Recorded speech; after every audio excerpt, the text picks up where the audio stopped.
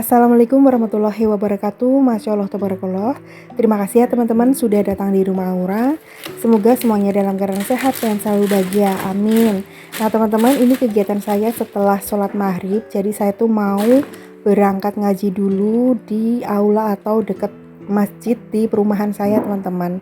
Nah ini tuh kegiatan seminggu sekali ya. Jadi ya diusahakan untuk istiqomah ngaji bareng-bareng sama tetangga gitu, walaupun tetangganya itu nggak banyak yang datang di pengajian teman-teman, karena ya saya memaklumi mereka mungkin punya anak kecil, repot dan lain sebagainya. Jadi di sini tuh bebas, monggo siapa yang mau ngaji silahkan datang gitu. Nah pas saya mau berangkat, ini anak saya udah ngeong-ngeong, jadi saya balik lagi pamitan dulu gitu. Kalau mamahnya tuh mau ngaji gitu teman-teman. Terus dia tuh udah kegeeran ya. Dikiranya dibolehin keluar rumah. Jadi ketika saya mau berangkat udah langsung berdiri, langsung ngikutin gitu ke pintu teman-teman.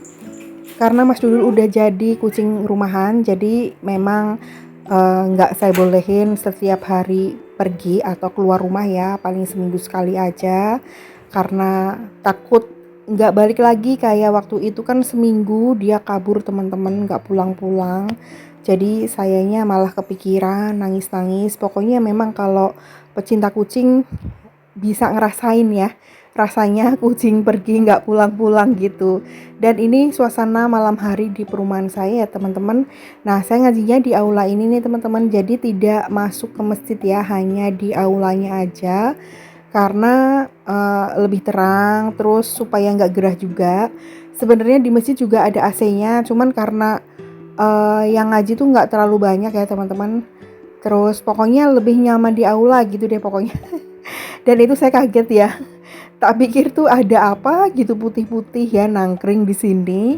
Dan ini nih Mbak Rika ya. Terus tetangga saya udah pada datang, itu Mbak Puji sama anaknya. Terus Mbak Rika udah bantuin nyapu karena sapunya cuma satu. Jadi saya nggak bantuin ya teman-teman, biarin Mbak Rika aja. Mudah-mudahan rajinya itu bisa menjadi ladang pahala. Nah ini saya bawa brownies. Saya tuh jarang bikin makanan, jadinya karena keponakan kan tadi datang bawain makanan gitu, daripada nggak kemakan, lebih baik saya bawakan aja ke pengajian ini. Nah terus Mbak Rika ini bikin bolu kukus teman-teman. Jadi ibu-ibu di perumahan ini tuh kalau bawa makanan tidak dipaksain ya, mereka dengan sukarela dan seikhlasnya aja. Kalau nggak bawa juga nggak masalah, pokoknya bebas. Dan ini Mbak Yeni teman-teman, jadi Mbak Yeni ini mirip banget sama Inara. Saya manggilnya bukan Mbak Yeni, tapi manggilnya itu Mbak Inara gitu ya. Ya pokoknya seru-seruan aja sih teman-teman sama tetangga gitu. Dan tetangga saya itu kebanyakan masih muda-muda. Kalau saya tuh udah termasuk usianya banyak. Nah ini Mbak Inara itu bawa ubi cilembu atau ubi madu. Terus ini ada tahu sakura bikinannya Bude Rahma. Lalu ini ada Mbak Pidi atau Mbak Opit, beliau bawa risol mayo. Dan ini Mbak Uli nih yang pakai kerudung ungu. Kemudian ada Mbak Inayah yang lagi baca Quran. Lalu yang pakai kerudung hitam itu Bude Rahma, beliau bawa tahu sakura. Jadi pokoknya kalau di tempat saya itu yang ikut ngaji bebas, silahkan mau bawa makanan atau enggak. Itu karena keinginan masing-masing ya teman-teman, tidak diharuskan bawa, kalaupun enggak juga enggak apa-apa, hanya untuk seru-seruan gitu. Oke lanjut, ini kegiatan saya setelah sholat subuh. Jadi saya tuh bangunnya kesiangan teman-teman, saya tuh bangun jam 5. Karena kalau bangun jam 5 itu saya kayak terburu-buru banget gitu ya.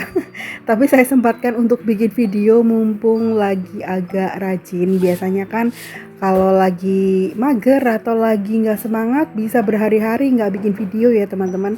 Dan lanjut, ini saya periksa makanannya Mas Dudul. Biasanya kalau sebelum tidur itu saya selalu sediain makanan dan biasanya pagi-pagi itu udah habis. Nah tuh teman-teman, ini tuh jam 5 lebih sudah terang ya, karena memang lampu depan juga belum saya matiin gitu ya.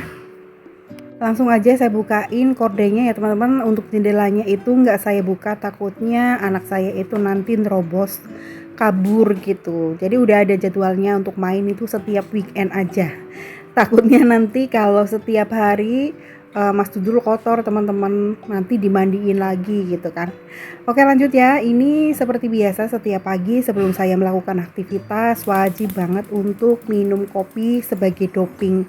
Jadi walaupun misal nih ya, lambung saya tuh lagi sakit, terus gak nyaman untuk minum kopi, tapi karena saya memang coffeeholic gitu ya, pecinta kopi, entah itu kopi creamer ataupun kopi hitam itu setiap hari kayaknya ya kalau lagi nggak sakit itu wajib bikin gitu teman-teman, walaupun nggak diminum paling nggak saya mencium aroma kopi tuh kayak udah happy gitu ya.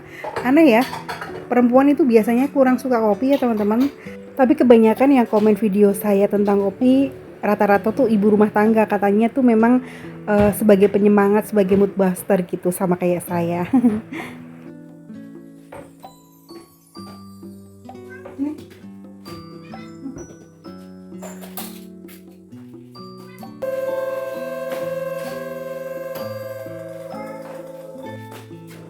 Oke teman-teman, itu airnya sudah mendidih dan ini saya mau bikin kopi hitam. Jadi ini tuh kopi Lampung ya. Saya dibeliin sama kakak saya, Bunda Zaina Nisa. Beliau juga punya channel YouTube, cuman kayaknya sekarang udah jarang upload dan break dulu mungkin ya, karena beliau tuh habis sakit gitu teman-teman. Nah karena kopi Lampung itu banyak banget residunya, ngeres gitu ya, banyak ampasnya, jadi saya diamkan dulu seperti ini kayak bikin teh, kemudian saya saring gitu teman-teman supaya tidak terlalu banyak ampas, karena ampasnya itu tebel banget gitu ya, jadi nggak nyaman untuk minum teman-teman. Jadi saya bikinnya tuh kayak kopi disaring seperti ini dan nanti ditambahkan pakai air yang mendidih lagi gitu, karena kopi Lampung tuh lumayan pahit juga, cuman namanya kopi mau pahitnya kayak gimana saya tuh tetap doyan teman-teman, apalagi kalau ditambahin gula aren. Nah karena gula arennya lagi habis, jadi saya pakai gula pasir aja. Dulu tuh sebenarnya saya tuh pantangan banget makan gula atau konsumsi gula pasir ya, tapi setelah saya dulu dietnya itu karena tidak pakai dokter ya kan, ngaco gitu ya, mengkira-kira sendiri. Saya bener-bener tidak makan karbo, terus tidak makan gula pasir gitu, tepung, minyak, santan seperti itu ya. Nah terus tiba-tiba saya tuh kayak ngalamin sesak napas gitu loh teman-teman, mungkin saturasi oksigennya turun atau gimana saya nggak tahu ya. Pokoknya ketika saya lagi nyetir mobil, keadaan saya tuh tiba-tiba nggak bisa bernafas, seperti tidak ada udara gitu loh teman-teman. Akhirnya saya berobat, terus dicek ternyata gula darah saya itu sampai drop 60 gitu teman-teman. Berarti memang terlalu rendah ya. Jadi saya sekarang agak-agak takut karena ngerasain tiba-tiba tuh ruangan seperti tidak ada udara gitu loh. Itu benar-benar serem banget. Saya kapok, makanya saya sekarang pengennya tuh makan normal aja, cuman ya kalau bisa dijaga, dibatesin. Kalaupun minyak ya sedikit aja disemprot-semprot. Makanya sekarang berat badan saya tuh bener-bener drastis naiknya, karena kalau kita dietnya yang ngawur gitu biasanya ketika kita berhenti berat badan kita tuh naiknya sampai banyak banget gitu teman-teman. Oke lanjut ya. Tadi saya sudah cuci piring, kemudian saya mau bikin bekal dan sarapannya anak-anak. Ini saya ada buncis di kulkas dan ada jagung. Jadi kali ini saya pengen bikin tumis buncis aja sama mau bikin bakwan jagung teman-teman. Nah teman-teman, ini jagungnya saya pipil dulu. Saya hanya punya satu jagung. Terus saya juga tepung-tepungannya udah mau pada habis, jadi saya pakainya seadanya aja.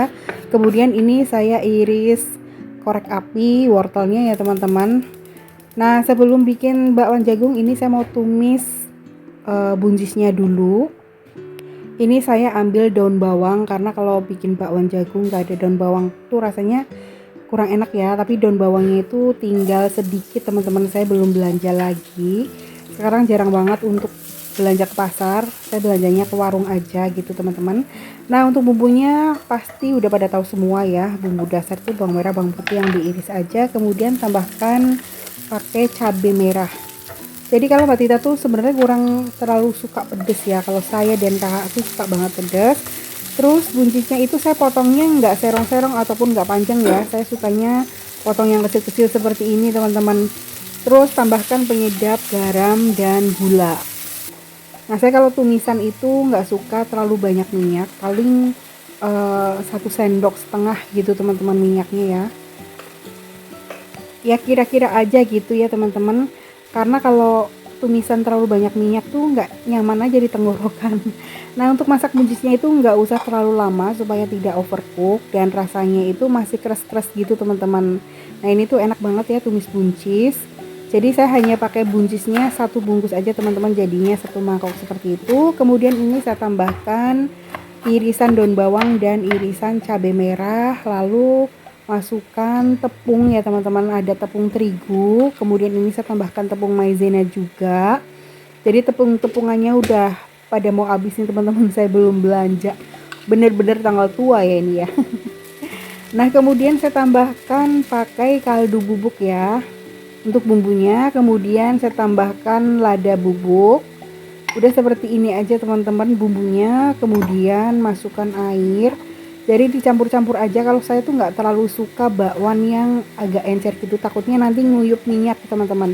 Jadi pas digoreng, ditiriskan itu nanti masih banyak minyaknya gitu.